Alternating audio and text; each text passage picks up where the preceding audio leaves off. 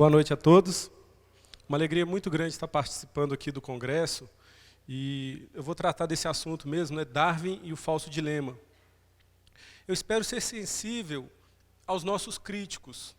E também eu quero dedicar esse tempo pensando também nos nossos estudantes.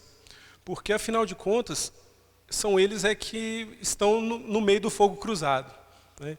Então, antes de mais nada, eu queria também tocar num ponto que a gente precisa sempre estar considerando, né? A gente tem que levar em conta os limites da ciência. Tanto quem está ensinando, também os estudantes precisam se lembrar e reconhecer que a ciência tem limites. A gente está falando de origens, a gente está fazendo perguntas para a ciência, mas a gente tem que saber também qual é o tipo de pergunta certa a se fazer. Vou fazer isso de uma forma muito breve para entrar no assunto. Era uma vez um senhor e um garotinho. Fim de tarde, na beira da praia, caminhando e conversando sobre a vida. De repente, eles pararam e olharam em direção ao mar, porque eles viram alguns flashes de luz. O moço que estava com o garotinho, ele era um físico, aposentado, fissurado com o trabalho.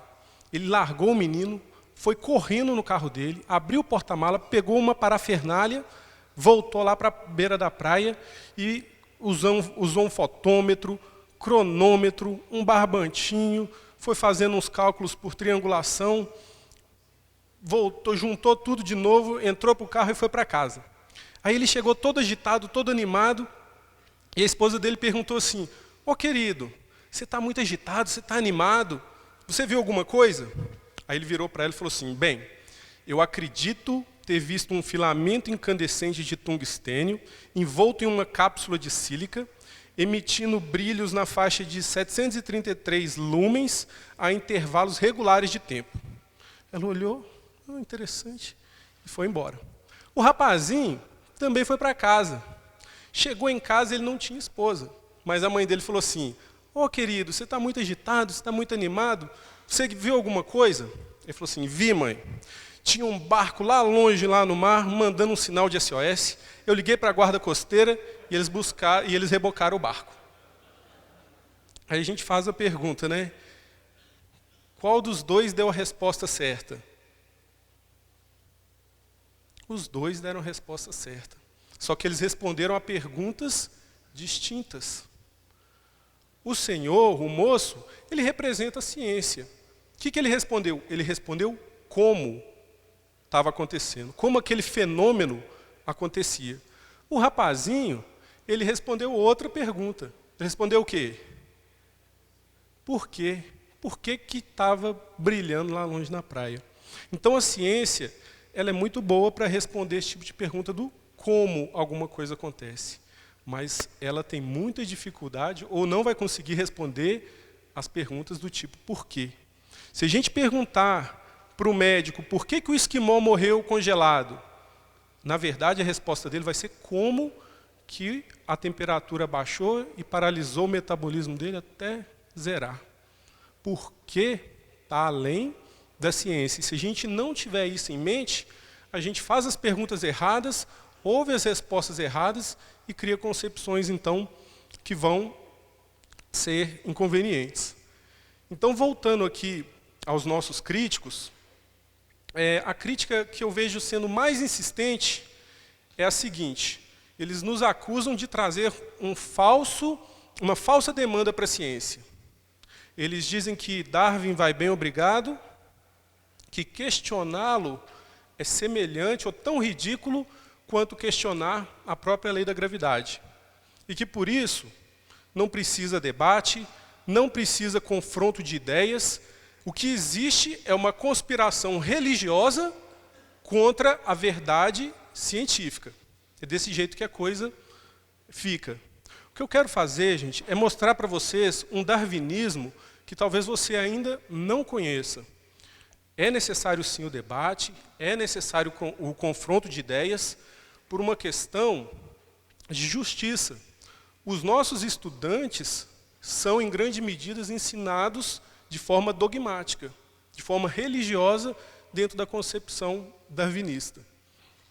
Então, quando existe essa polarização, né, de religião contra a ciência, isso se torna um falso dilema e coloca as críticas de fora. E aí, dessa forma, o darwinismo se blinda e continua sendo ensinado dessa forma que a gente tem visto atualmente.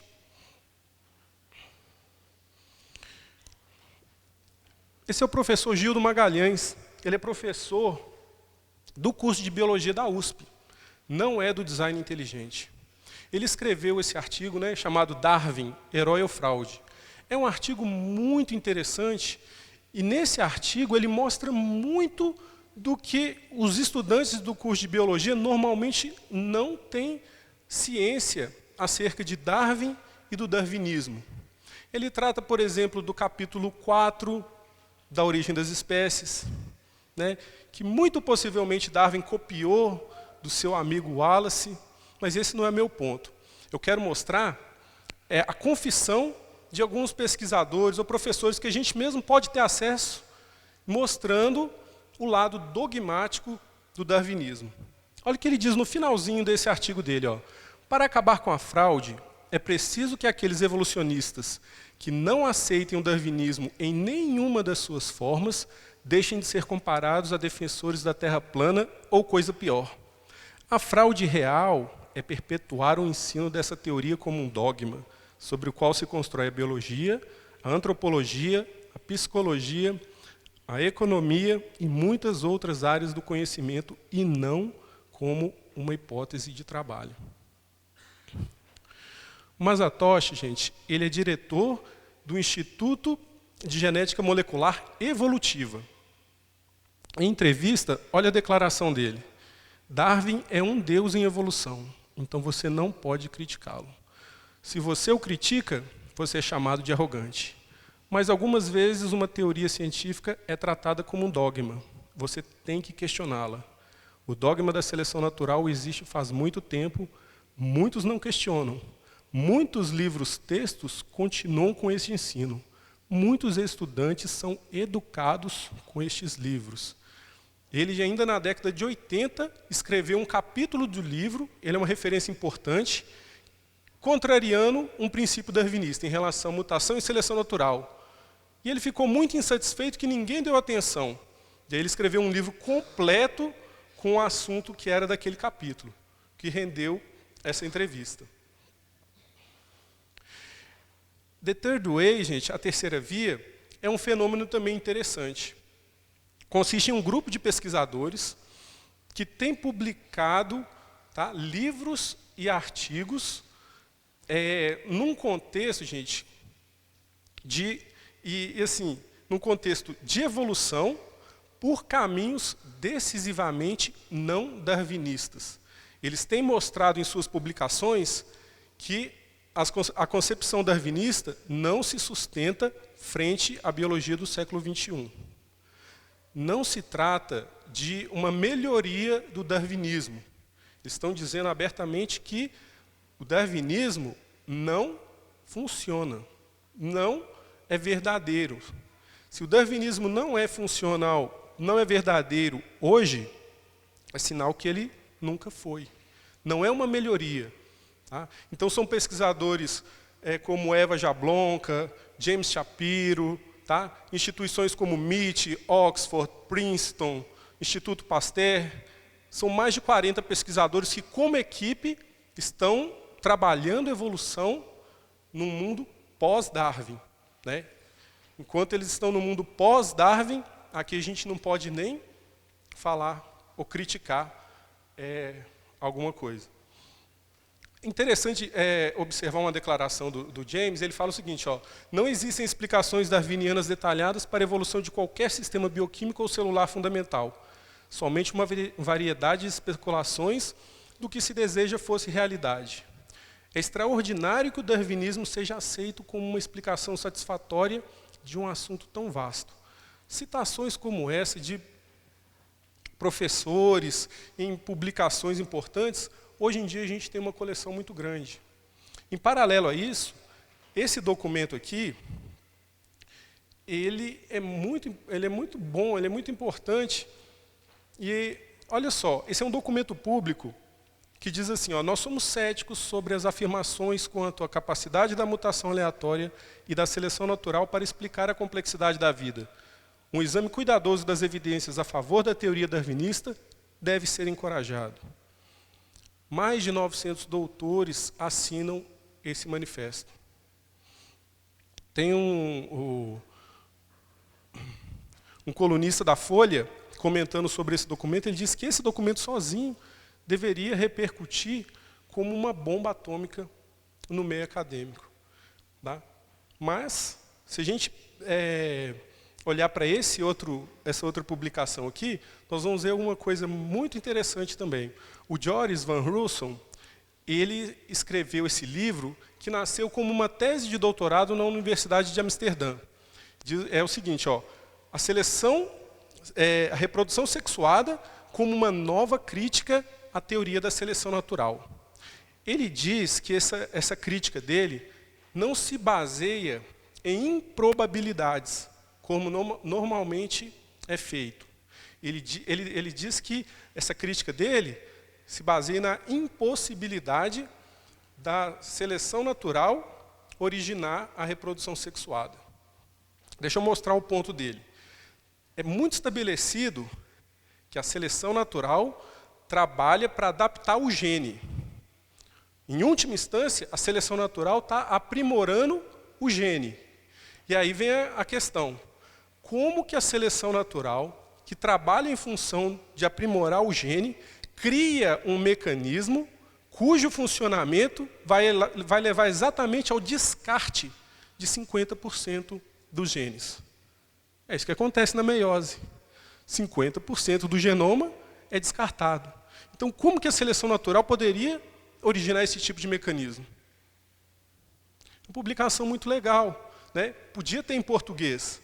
Meu objetivo aqui, eu não posso tratar de todos os assuntos. Eu quero mostrar que precisa haver o debate, o aluno precisa ser respeitado, e eu quero sugerir publicações e assuntos que poderiam enriquecer as aulas de evolução.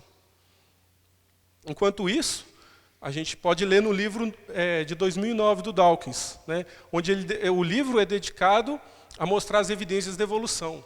Ele gasta um capítulo inteiro dizendo que a evolução darwinista é tão verdadeira, ela é um fato tão indiscutível quanto um teorema o é para a matemática. Ele diz assim, ó, a evolução é um fato, além de qualquer dúvida razoável, além de qualquer dúvida séria, além da dúvida sã, bem informada, inteligente, além de qualquer dúvida, a evolução é um fato. Então você faz esse contraste e você precisa considerar, né, os fatos como são. Eu quero mostrar algumas questões que são de interesse pessoal. Para falar um pouquinho também da origem da vida, não vou me aprofundar como o Kels e o Tarcísio, mas eu quero contar uma outra historinha. Era uma vez o André andando na beira da praia, dessa vez eu que estou na beira da praia. E aí, um dia de manhã, cedinho, eu estou caminhando, e aí eu cutuquei na areia e achei uma bolinha, dessas bolinhas que quicam bastante. Pelo menos lá em Minas você coloca R$1 e tira uma bolinha. Bolinha bem bonita, meio amarelada. E aí eu pergunto para vocês, como que essa bolinha chegou ali na beira da praia? Sei, vocês vão dizer assim, tinha uma criança brincando no dia anterior, perdeu a bolinha, e eu fui caminhar, achei, desenterrei e guardei a bolinha. Eu ia até trazer ela, mas esqueci. Mas a explicação que eu vou dar não é essa. A explicação que eu vou dar é completamente diferente. Centenas de anos atrás, numa ilha distante e deserta, cresceu 2 árvores, um coqueiro e uma seringueira. Aconteceu que um coco caiu, né, do coqueiro, bateu numa rocha que tirou uma tampa dele. Logo os insetos começaram a comer toda a parte macia, toda a polpa, e o coco ficou completamente oco. Aconteceu que um segundo coco soltou do coqueiro e na queda ele acertou o galho da seringueira. Naturalmente, no ponto ali da rachadura, o látex começou a escorrer e a pingar. por uma coincidência muito boa, começou a pingar o látex exatamente no primeiro coco que tinha caído, que estava com a boca voltada para cima. De forma que uma quantidade considerável do látex foi se acumulando no interior desse coco. Depois disso, teve uma ventania muito forte nessa ilha, suspendeu a areia, uma areia amarelada que tinha lá, e tinha as rochas lá com pó de enxofre também. Essa suspensão de areia amarela com enxofre começou a cair também, a precipitar no interior do coco. Depois disso, mais uma folhinha da seringueira caiu, soltou por causa da ventania, e caiu bem em cima do buraquinho que tinha no coco. Mais umas gotinhas de látex vedaram aquele coco e ele ficou hermeticamente fechado. Nós sabemos que o látex, junto com o enxofre, pode sofrer o processo da vulcanização, pode virar borracha. Mas precisa de ter uma temperatura muito alta para acontecer isso. Só que vocês não imaginam o calorão que estava lá naquela ilha. Um sol infernal.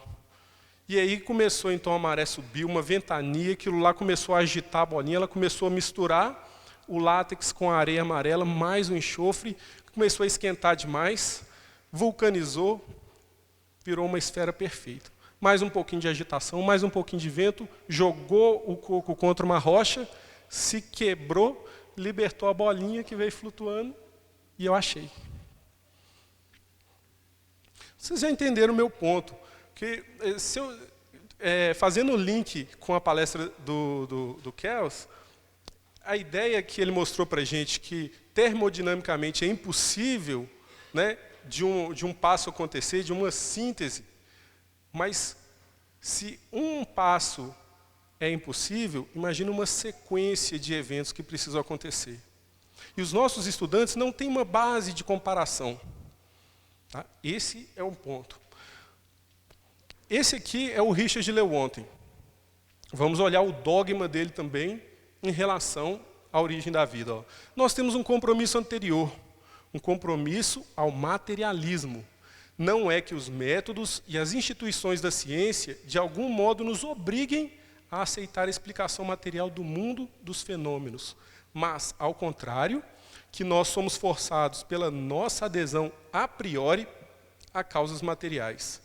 Além disso, aquele materialismo é absoluto, pois nós não podemos permitir um pontapé divino na porta.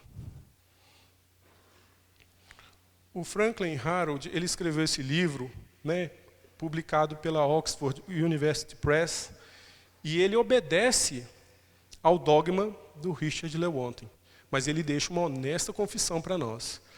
Ó, nós devemos rejeitar, por uma questão de princípio, a inclusão do design inteligente para substituir o acaso e a necessidade do diálogo sobre a origem das espécies, mas nós temos que admitir que atualmente não existe nenhuma explicação darwiniana em torno da evolução de qualquer sistema bioquímico ou celular, apenas uma variedade de especulações fantasiosas. Se a gente considera essa publicação aqui, ó, The Wall Signal, recente, acho que do ano passado, é um artigo muito interessante. É um matemático, um astrofísico, nenhum dos dois é do design inteligente. O que eles olham? A tecnologia com a qual o DNA lida com a informação, com a qual a célula lida com a informação do DNA, frente às opções de origem do código. E faz um levantamento exaustivo do perfil bioquímico da molécula, da informação que está armazenada ali, com a maneira com a qual essa informação é estocada, é utilizada, é replicada, e ele faz uma conclusão muito direta. Ele fala assim, o código tem origem não natural. Então perceba, nós fazemos uma inferência à inteligência da seguinte forma, A implica em B. Agora, quando os nossos críticos, né, vão negar a inteligência por trás da vida, como que é essa negativa? Nós não aceitamos, nós não admitimos. Quem está sendo dogmático? Quem está sendo religioso? É uma inferência legítima. Não é contra a razão ou é contra científico pensar numa inteligência por trás da vida. É contra uma religião naturalista que tem ditado as regras do jogo. Isso precisa ser visto, né? Vou falar de uma coisa difícil aqui, vou falar do racismo. Por que eu quero falar do racismo? Porque eu tenho visto muitos debates, muita discussão sobre racismo recentemente, mas o nome do Darwin nunca aparece. Vamos chamá-lo. Devemos, portanto, isso é o livro do Darwin, né? Darwin, a origem do homem e a seleção sexual. Devemos, portanto, suportar o efeito indubitavelmente mau do fato de que os fracos sobrevivem e propagam o próprio gênero. Mas, pelo menos, se deveria deter a sua ação constante, impedindo os membros mais débeis e inferiores de se casarem livremente com os sadios. Este impedimento poderia ser indefinidamente incrementado pela possibilidade de os doentes do corpo e do cérebro evitarem o matrimônio, embora isso seja mais uma esperança do que uma certeza. Isso, gente, é a parte teórica do quê? Da eugenia, do nazismo. Darwin fez a parte teórica e o Hitler fez a parte prática. Eu não digo isso sozinho. O professor Richard Wickert, da Universidade da Califórnia, ele tem publicado artigos e livros mostrando com muita profundidade essa relação. Que é só ler nos escritos de Darwin e não tem como negar isso. Tem como esconder. Negar não tem jeito. Mas vamos ver outro trecho do livro de Darwin. Em algum futuro, em algum período futuro, não muito distante, sendo medido pelos séculos, as raças civilizadas do homem certamente irão exterminar e substituir as raças selvagens por todo o mundo. Ao mesmo tempo, os macacos antropomorfos serão exterminados.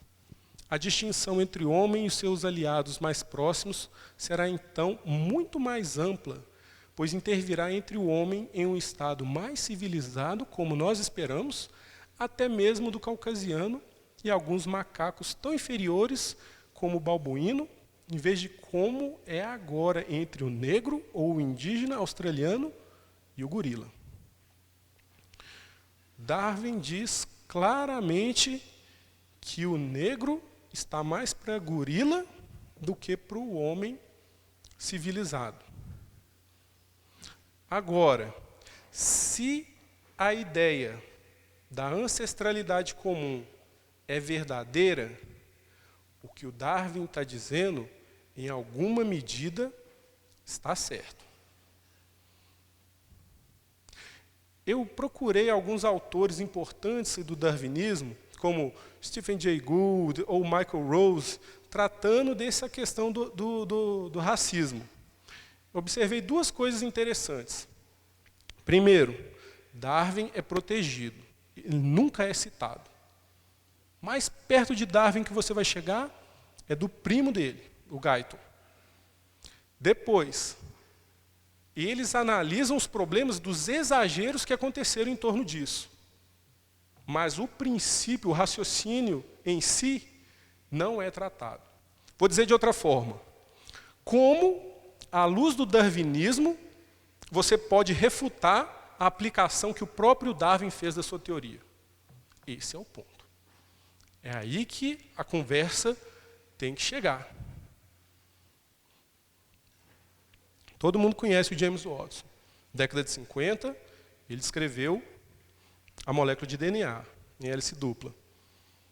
Em 2008, ele fez declarações complicadas. Ele disse que o branco e o negro têm diferenças em termos intelectuais.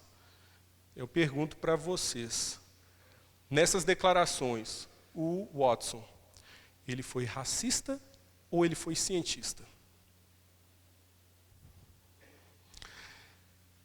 Pensando nessa questão, gente, do racismo e da evolução em si, será que a continuidade da vida, a ancestralidade comum, será que isso é consenso entre os cientistas? Será que é uma verdade tão inegável que eu seria completamente tolo de não acreditar nisso? Lynn Margulis é uma bióloga muito famosa, é professora da Universidade de Massachusetts, é dela a teoria endosimbionte, e ela deu uma entrevista na revista Discover dizendo o seguinte: o que você quer ver é um bom caso de mudança gradual de uma espécie em outra no campo, no laboratório ou no registro fóssil, e preferivelmente em todos os três. O grande mistério de Darwin foi porque não existia nenhum registro antes de um ponto específico, e depois, subitamente, no registro fóssil, você tem quase todos os principais tipos de animais. Os paleontólogos Niles Eldredge, Stephen Jay Gould, estudaram os lagos na África Oriental e nas ilhas do Caribe, procurando a mudança gradual de Darwin de uma espécie de trilobita ou de caramujo em outra espécie. O que eles encontraram foi bastante variação de um lado para outro e depois, puf, nova espécie funcional. Não existe gradualismo no registro fóssil. Na Science, como evoluiu a inteligência humana? Isso é ciência ou é paleofantasia? Olha a declaração do Richard Lewontin aqui. Nós não temos o registro fóssil da cognição humana. Por isso, inventamos histórias. Graham Budd, ele é professor de paleobiologia. Ele tem artigo publicado na Nature. Ele diz o seguinte: quando o público pensa sobre a evolução, as pessoas pensam sobre a origem das asas e a invasão terrestre. Mas isso são coisas que a teoria evolucionária nos disse pouco a respeito. Essa publicação aqui é muito interessante, do Simon Morris, né? A previsibilidade da evolução, vislumbres em um mundo pós-darwinista. Nas conclusões, ele tem muitas conclusões interessantes. Eu escolhi uma para a gente dar uma olhadinha. Embora esse ponto de vista seja certamente heterodoxo, e talvez motivo para uma deleção por heresia, gostaria de sugerir que, longe de ser um arbusto rico, a árvore da vida é muito mais um esqueleto em construção, com estreitos galhos separados por enormes áreas de bioespaço inabitável. E aí, quando eu li isso, eu me lembrei da publicação da New Scientist, de janeiro de 2009. Darwin estava errado. Corte embaixo a árvore da vida. Né? Os defensores do darwinismo, na época dessa publicação, fizeram uma campanha contra a revista de boicote, Richard Dawkins. Foi uma coisa que incomodou bastante. E quando a gente para de olhar então a árvore da vida, o registro fóssil, quando a gente fica desanimado, cético com ele, então a gente passa por uma outra perspectiva de comparação molecular. Desde 1975, nós ouvimos que nosso DNA é 99% semelhante ao do chimpanzé. Interessante, você que é da área aí, pensar qual foi a tecnologia para fazer esse mapeamento, para fazer essa comparação, né, e garantir para a gente 99% de semelhança, isso em 1975. Tudo bem, a gente tem essa publicação da Science aqui, né, o mito dos 1%. Muito legal, mostrando a dificuldade para se fazer esse tipo de comparação e chegar a conclusões acertadas.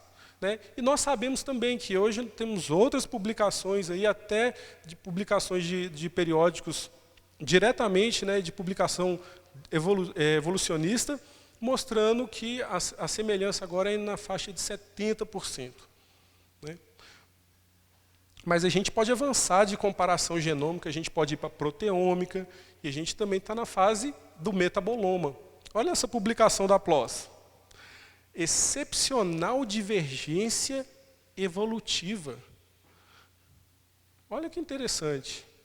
Nós, em termos de produtos de metabolismo do músculo e do cérebro, nós temos uma singularidade cognitiva e física em relação a alguns símios que eles testaram e outros animais. Então, eu acho que esse tipo de comparação é, sim, uma comparação mais poderosa. Por quê? Não importa tanto o gene, ou importa mais que o gene, o produto gênico. Tá? E o próprio título já está dizendo que é uma divergência excepcional. Foi bem acima do esperado. Então, mais uma vez, as nossas diferenças, elas falam muito mais alto do que as nossas semelhanças. Mas eu não estou querendo provar um ponto ou outro, eu estou querendo mostrar a necessidade do debate, não se esqueça disso. Estou querendo dizer que uma publicação dessa na sala de aula seria muito útil para o ensino. Quando eu estava na graduação, né, a gente estudava o DNA lixo. Porque essa é uma perspectiva da gente perceber a ideia da ancestralidade comum, sem, contudo, precisar estabelecer a comparação com outras espécies. Funciona o seguinte. Na época da graduação, então, estava estabelecido da seguinte maneira. Nosso DNA tem a menor parte dele que é útil funcional.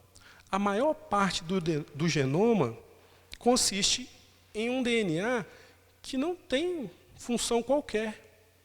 E aí ficou aquela questão, mas só, né, do montante de bases, só uma fraçãozinha é útil e tem papel biológico.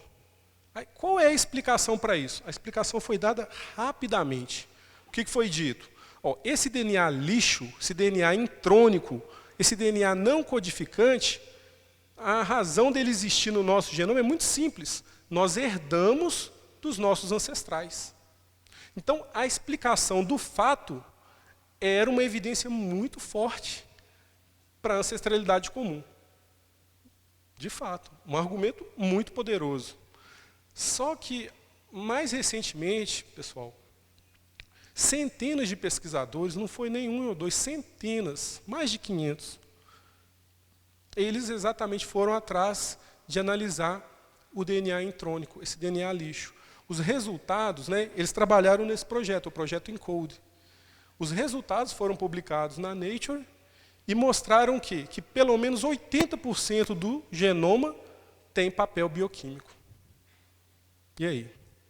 O argumento continua válido e forte, só que agora em desfavor da ideia da ancestralidade comum. E tem essa frase aqui, gente, do Dobzhansky, né? Essa frase, nada em biologia faz sentido a não ser a luz da evolução.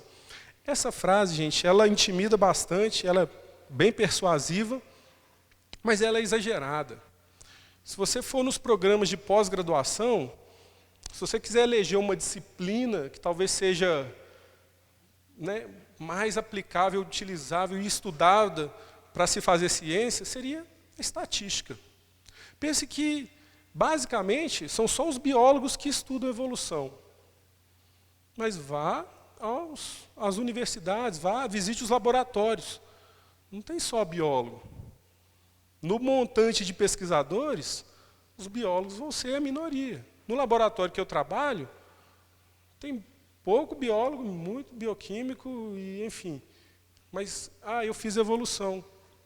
E daí?